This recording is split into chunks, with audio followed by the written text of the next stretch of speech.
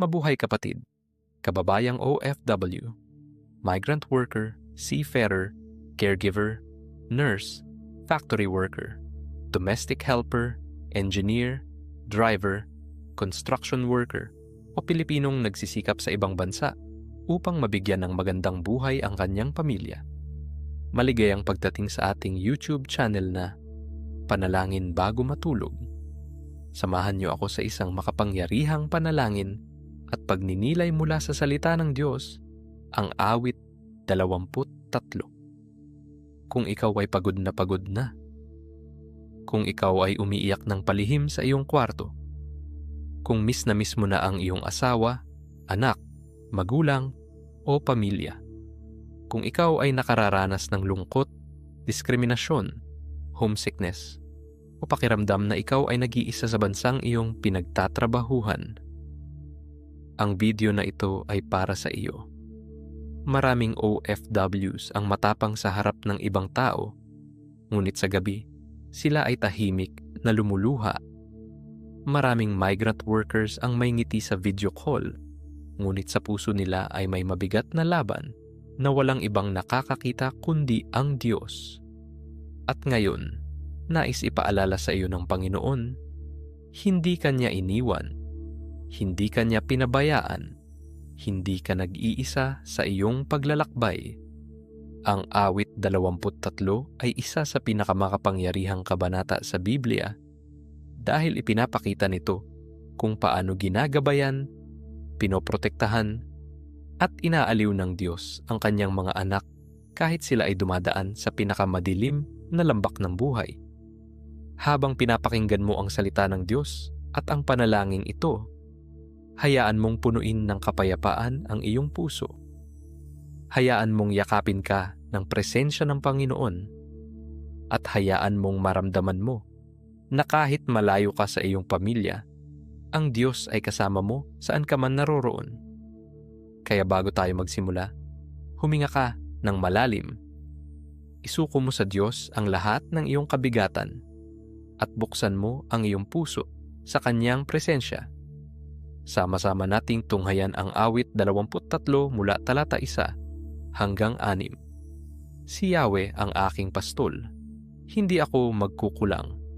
Pinapahimlay niya ako sa luntiang pastulan at inaakay niya sa tahimik na batisan.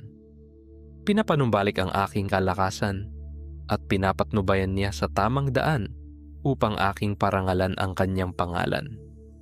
Dumaan man ako sa madilim na libis ng kamatayan, wala akong katatakutan, pagkat ika'y aking kaagapay. Ang tungkod mo at pamalo, aking gabay at sanggalang. Ipinaghahanda mo ako ng salo-salo, na nakikita pa nitong mga kalaban ko. Sa aking ulo langis ay ibinubuhos, sa aking saro, pagpapalay lubos-lubos. Kabutihat pag-ibig mo sa akin di magkukulang, siyang makakasama ko habang ako'y nabubuhay. At magpakailanmay sa bahay ni Yahweh mananahan. Panginoong Diyos na makapangyarihan sa lahat, ngayong gabi ay lumalapit ako sa iyo para sa Kanya na OFW, migrant worker, o Pilipinong nagtatrabaho sa malayong bansa. Ama, maraming gabi na tahimik siyang umiiyak. Maraming gabi na pinipilit niyang maging matatag kahit wasak na ang kanyang damdamin. Maraming pagkakataon na gusto na niyang sumuko dahil sa hirap ng buhay sa ibang bansa. Ngunit Panginoon, salamat dahil Ikaw ang aming mabuting pastol. Nasasaad sa awit 23, isa. Si Yahweh ang aking pastol, hindi ako magkukulang. Panginoon, Ikaw ang magbigay ng kakulangan na hindi kayang punan ng mundo. Kapag ang OFW na ito ay nalulungkot at nangungulila, yakapin mo siya. Kapag siya ay natatakot, palakasin mo siya. Kapag siya ay nawawalan ng pag-asa, buhayin mong muli ang kanyang pananampalataya. Ama, sa aking kababayang ito na nagtitiis ng lungkot para lamang mabigyan ng magandang buhay ang kanyang pamilya, sa kanya na hindi nakakapiling ang mga anak habang lumalaki, at sa kanya na wala sa piling ng asawa tuwing may problema o pagsubok. Ikaw ang kanyang comforter. Ikaw ang kanyang lakas. Ikaw ang kanyang tahanan saan man siya dalhin ng buhay. Nasasaad din sa awit 23:3, pinapanumbalik ang aking kalakasan. Panginoon, siya na nakikiisa sa panalangin ito, i-restore mo ang kanyang pagod na kaluluwa. Ibalik mo ang kanyang saya. Ibalik mo ang kanyang kapayapaan. Tanggalin mo ang depresyon, balisa, takot at kawalan ng pag-asa. Sa pangalan ni Jesus, sinasalita namin ang kagalingan sa emosyonal na sugat ng aking kababayang OFW. Pinapalaya ka mula sa matinding homesickness. Pinapalaya ka mula sa loneliness at kapagurang emosyonal. Ama, sa kanya na migrant worker na nakakaranas ng diskriminasyon, sa kanya na minamaliit dahil sa kanyang lahi, sa kanya na hinuhusgahan dahil sa pananampalataya, sa kanya na nahihirapan dahil sa language barrier, at sa kanya na walang makausap at walang matakbuhan. Ikaw, Panginoon, ang Diyos na nakakakita. Nasasaad sa awit 23, talata 4, dumaan man ako sa madilim na libis ng kamatayan. Wala akong katatakutan, pagkat ika'y aking kaagapay. Kahit nasa banyagang lupain siya, kahit mag-isa siyang lumalaban, kahit tila walang nakakaintindi sa kanya, ikaw ay kasama niya. Padalhan mo siya ng mabubuting tao. Ilagay mo siya sa tamang employer. Padalhan mo siya ng mga kaibigan na magpapalapit sa kanya sa iyo. Ama, binabasag namin ang bawat sumpa ng takot, failure, at kawalan ng pag-asa sa pangalan ni Jesus. Sinasalita namin ang supernatural favor ng Diyos sa kanyang trabaho, promosyon, probisyon, proteksyon, divine connections, bukas na mga pintuan, hindi inaasahang mga pagpapala. Nasasaad din sa awit 23:5, ipinaghahanda mo ako ng salo, na nakikita pa nitong mga kalaban ko. Panginoon, itaas mo ang kababayan kong OFW. Kahit may mga taong nang mamaliit sa kanya, ipakita mo na ikaw ang Diyos na nagtatagumpay para sa iyong anak. Panginoon, pahiran mo siya ng langis ng iyong Espiritu Santo. Bigyan mo siya ng lakas tuwing pagod na siya. Bigyan mo siya ng pag-asa tuwing gusto na niyang sumuko. At minsan pa sa awit 23:5, sa aking ulo langis ay ibinubuhos, sa aking saro, pagpapalay lubos-lubos. Ama, hayaan mong umapaw ang pagpapala sa kanyang buhay. Pagpalain mo ang kanyang kalusugan. Pagpalain mo ang kanyang pamilya sa Pilipinas. Pagpalain mo ang kanyang finances. Pagpalain mo ang kanyang spiritual life. At higit sa lahat, huwag mong hayaang mawala siya sa iyo. Kahit abala siya sa trabaho, kahit pagod siya araw-araw, patuloy mong tawagin ang kanyang puso pabalik sa iyong presensya. Ngayon, kapatid, tanggapin mo ang deklarasyon na ito sa iyong buhay.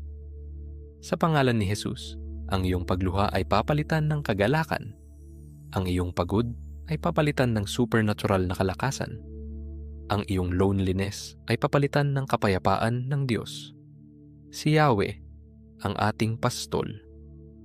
Hindi ka pababayaan ng Diyos.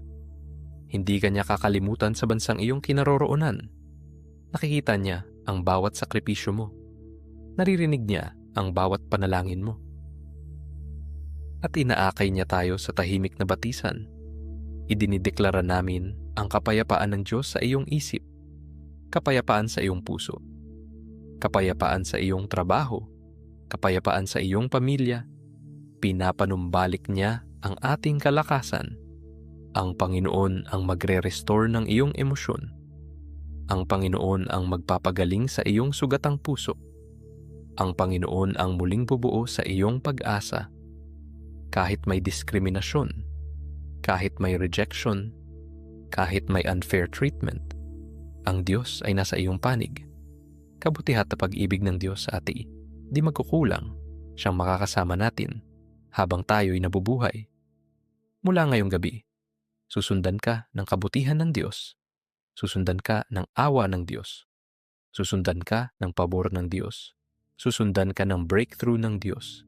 Idinideklara namin na hindi matatapos sa sakit ang iyong kwento. Hindi matatapos sa pagad ang iyong buhay. May magandang plano ang Diyos para sa iyo at sa iyong pamilya. Sa pangalan ni Jesus, makakakita ka ng bagong pag-asa. Makakatanggap ka ng bagong lakas. Makakaranas ka ng bagong pabor mula sa Diyos.